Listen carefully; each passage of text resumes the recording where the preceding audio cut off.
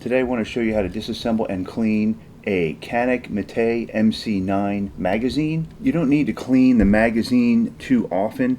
If you find that it's dirty, or if you've actually dropped it out on the range in some dirt or gravel, you're going to want to get it opened up and clean all that out to make sure that it feeds properly. In order to disassemble the magazine, first thing we need to do is take the base plate off, and to do that you need to push this button down. However, on the Canik METE MC9, the button does not just push straight down. There's a little bit of a lip on the edge that you can't see right now that's holding this button from going in too easily. So we just need to push the button forward toward the front of the magazine and then push it down while applying some pressure to the back, and it'll come off like that. If you see in here, there's a little lip there on the bottom that the button kind of holds on to, so it makes it a little harder for the base plate to come off. So I found a couple different ways if you don't want to use your fingernails to get this off. You can use a regular screwdriver with a small blade. You just got to push that forward and then kind of push it down, and you can do it that way. Okay, another way that I found is to use the tool that comes with the MC9.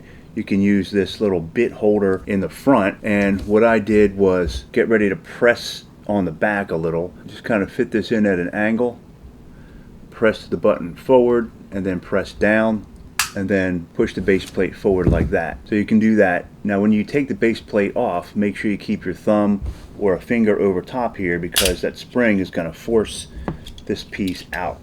So as you can see, the button actually has a hook on the side, and that hook fits onto that shelf in the bottom there. That's what holds it together. Alright, so to clean it, you just pull this out. Everything stays together on here. You can take it apart, but there's really no need. If you do take it apart, I'll just show you here how it's supposed to look in case you've already got it apart and you need to know how it goes back together. Just kind of pops in the bottom like that. So it should look like this. So basically, you just want to pop this out, just wipe everything down with a dry cloth. If the follower is really dirty, you could use a little CLP or something on it, but make sure you wipe all that off when you're done so that you don't get any oil or anything on the ammo when it's in here. And then just wipe down your spring as needed with the cloth, wipe down the base plate, and then very important, I usually just take some cloths and kind of shove them through the magazine, and that'll kind of clean the inside. You can do that a couple of times. Clean the inside out, make sure that's nice and smooth, and then you can put it back together. So it goes back together with the follower. The follower has a little shelf right here on one side. It's not on the other side, it's only on this side, and that goes into this notch. So you want to put it in this way. That little shelf, this is actually what causes your gun to lock open when your magazine is empty. So then it's just a matter of pressing the spring down. Make sure you don't point it at your face. Make sure you wear eye protection for this. You'll hold that down below the level here. The MC9 also comes with this little bit of an enhanced base plate to give you a little more grip with your pinky, which I actually like. So I've actually been meaning to put that on. So I'm going to put this base plate on. Fits just like the other one.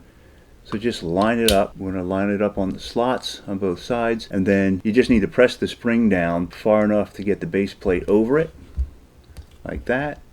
Press it all the way on, and the button will pop into place. Alright, that's all there is to it, putting it back together. If you want to test this out, what I like to do to make sure the magazine is running properly, I get some snap caps. These are A-Zoom snap caps. They're basically just fake ammunition. They're the exact same size as 9mm. I want to make sure everything is working perfectly before I go to the range or before I carry my carry gun. Load 5 of them into the magazine. Make sure your gun is unloaded and clear of real ammunition.